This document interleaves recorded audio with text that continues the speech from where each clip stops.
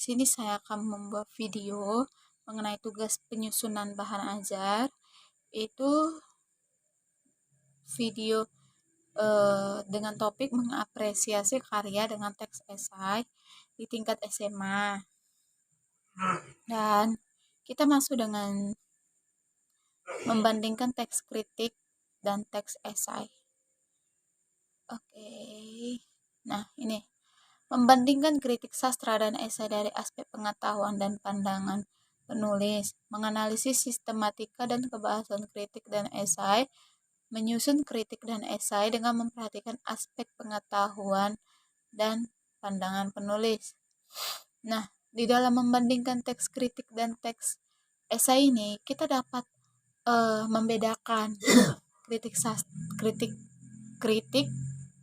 menulis kritik dan menulis esai.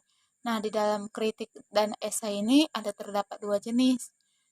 Terdapat dua jenis tulisan yang hampir sama karena keduanya sama-sama mengungkapkan pendapat atau argumen, yaitu menurut Kemdikbud 2017 halaman 183. Nah, namun menulis kritik dan esai ini harus berdasarkan analisis dan penilaian secara objektif agar dapat menjadi karya yang terpercaya, bukan sekedar opini semata. Meskipun hampir sama keduanya, tetapi memiliki beberapa perbedaan.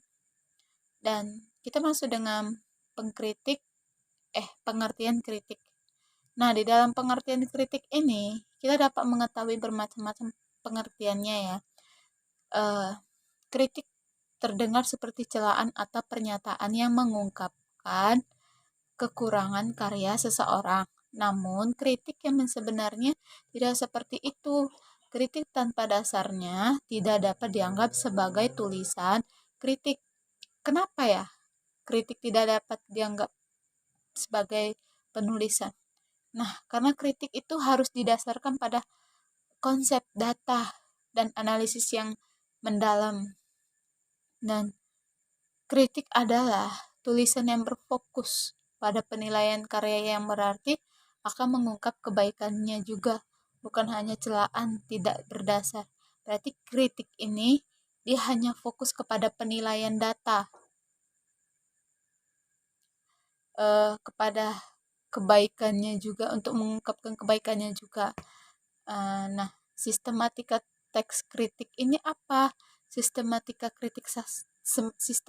teks kritik ini adalah orientasi penilaian dan simpulan, sedangkan sistematik teks esai. Nah, berarti sistematik teks kritik ini beda pengertiannya dengan sistematik teks esai. Nah, sekarang sistematik teks esai ini apa? Yaitu orientasi pembahasan dan simpulan. Dan kita masuk dengan pengertian esai. Esai lebih mengarah pada cara pandang seseorang terhadap suatu persoalan, objek, atau peristiwa. Hal ini tentunya beda dengan kritik yang fokus adalah menilai karya. Berarti dari esai ini, esai cuman dia lebih mengarah pada cara pandangnya ke seseorang kepada peristiwa objek itu. Nah, itu esai. Namun kalau kritik ini, dia hanya fokus kepada berfokus kepada penilaian karya atau cara pandangannya gitu. Dan esai adalah tulisan yang menilai suatu fenomena atau terkadang karya yang berdasarkan sudut pandang penulisannya sendiri. Dan di dalam Kamus Besar Bahasa Indonesia juga jelas-jelas mengatakan bahwa esai itu adalah karangan prosa yang membahas suatu masalah secara sepintas dari sudut pandang pribadi penulisan. Nah, kita masuk dengan membandingkan kritik sastra dan esai berdasarkan pengetahuan yang disajikan. Nah, di dalam membandingkan kritik sastra dan esai ini kita dapat bandingannya lah gitulah. Dan kita masuk ke kritik. Kita bandingkan kritik dengan esai.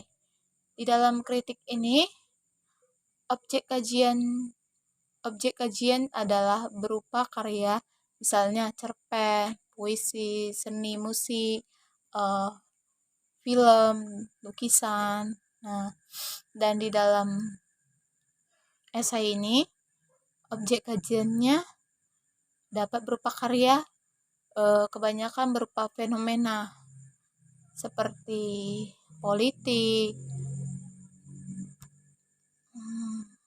kebijakan baru, atau fenomena sosial dan sebagainya berikut.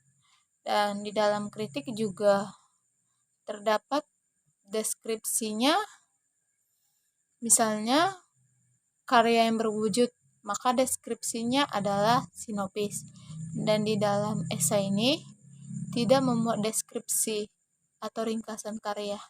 Berarti esai tidak membuat ringkasan karya atau membuat sebuah ringkasan, tidak. Dan kita masuk dengan kritik. Kritik ini dapat menyajikan data objektif yang dipakai dari hasil penelitian atau penulisan ahli terdahulu. Dan di dalam esai tidak selalu membutuhkan data meskipun melengkapinya. Oke, kita masuk dengan ciri bahasa teks kritik dan esai. Ciri bahasa teks kritik dan esai yaitu dapat menggunakan kata atau frasa sifat untuk menunjukkan kelebihan atau kekurangan kekhasan suatu karya, dan menggunakan kalimat opini untuk menyatakan pendapat tentang satu karya. Dan kita masuk dengan menulis teks esai. Nah, gimana cara menulis teks esai ini? Ini kita lakukan kegiatan ini secara individu, dan tulisan itu harus tulislah bentuk kekhasan atau keunikan, dapat menarik dari karya sastra tersebut. Dan dalam bentuk esai ini dapat memperhatikan struktur, isi teks esai yang diorientasi uraian, kekhasan, keunikan, atau dapat menarik dari simpulan penggagasan ulang. Lalu pilihlah satu karya sastra yang kalian sukai, bisa puisi, cerpen, novel, dan drama. Dan menyajikan hasil pekerjaannya yaitu periksalah kembali tulisan esai yang sudah kalian tulis, sajikan esai yang telah kalian tulis secara lisan dan penuh percaya diri. Dan kita masuk dengan menulis teks kritik sastra. Langkah-langkahnya yaitu menyusun kritik sastra adalah memilih karya sastra, melakukan interpretasi dan analisis. Langkah-langkah menyusun esai adalah menyusun topik, riset, membuat kerangka, menyusun, dan menyunting. Berarti bukan sekedar melakukan interpretasi atau analisis, lalu bisa dia membuat, menyusun topik, membuat kerangka, dan menyunting. Dan kita masuk dengan rangkaian argumen. Nah, di dalam rangkaian argumen ini merupakan bagian dari teks kritik atau teks esai yang bersifat pada penulis sebagai penjelasan khusus. Teks kritik ini bagian ini banyak memuat data, fakta, dan teori yang teruji untuk mendukung argumen penulis. Sementara dalam teks esai pada bagian ini tidak akan banyak fakta atau data karena argumen penulis biasanya masih memiliki hipotesis baru.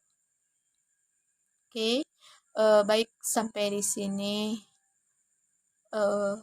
topik yang saya videokan dan saya rekam.